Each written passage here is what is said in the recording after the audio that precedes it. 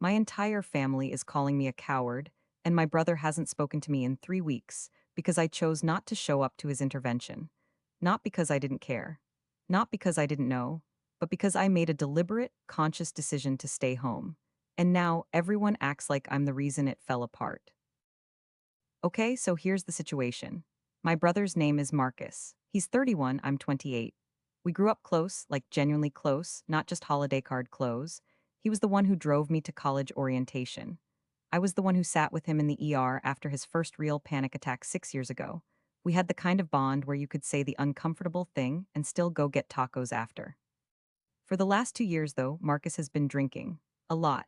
It started after he and his long term girlfriend split up, and it's just spiraled. He lost one job, barely held onto the next.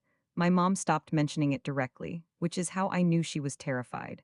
My dad started texting me updates like I was his co pilot on some covert operation. And my Aunt Renata, who has never once in her life stayed out of anything, became the unofficial organizer of the family response. Renata called me 6 weeks ago with the plan, an intervention. The whole setup, professional interventionist, a Thursday afternoon, everyone gathering at my parents' house, Marcus being told it was just dinner. She'd already coordinated with my parents, my cousin Deja, and Marcus's best friend from college. She wanted me front and center. She said, and I'm quoting here, "You're the one he'll actually listen to, sweetheart. You have to be there." And I felt that. I really did. Because she wasn't wrong, Marcus and I had always had that channel open. But something about the whole setup made my stomach knot up in a way I couldn't explain at the time. Here's the thing I should have said out loud sooner. I had already tried. Not an intervention with a facilitator and rehearsed letters, just me and Marcus, sitting in his apartment about a month before any of this was organized, telling him the truth. I told him I was scared. I told him I'd noticed the changes. I told him I loved him and that I was watching him disappear, and I asked him what he needed. He cried, we talked for 2 hours. And at the end of it, he looked me dead in the eye and said, "If you ever pull some kind of family ambush on me, I will never forgive you. That is the one thing I can't do, being cornered like some kind of problem to be solved." I held on to that, maybe too tightly, maybe not tightly enough, I still don't know. When the intervention date got closer, I called Renata and told her what Marcus had said to me. I said I was worried that showing up in that room would destroy the one line of trust he still had with me. She didn't take it well.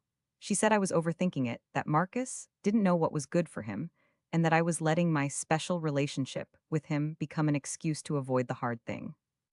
And okay, that stung, because part of me wondered if she was right. I called my mom. She was quieter about it, but she said, "We need you there, honey. This only works if the whole family shows." And when I told her what Marcus had said to me directly, she went silent for a second and then said, "He tells you things he doesn't mean when he's scared." Maybe, but I wasn't willing to bet our relationship on that interpretation.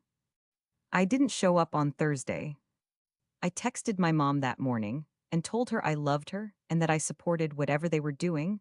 I just couldn't be in the room. I sat in my apartment with my phone in my hand, watching the clock move through those hours, feeling sick. The intervention did not go the way anyone planned. Marcus walked in, saw the setup, and left within 10 minutes. Apparently, he said almost nothing, just looked around the room, said, "I see," and walked out. He called me that night.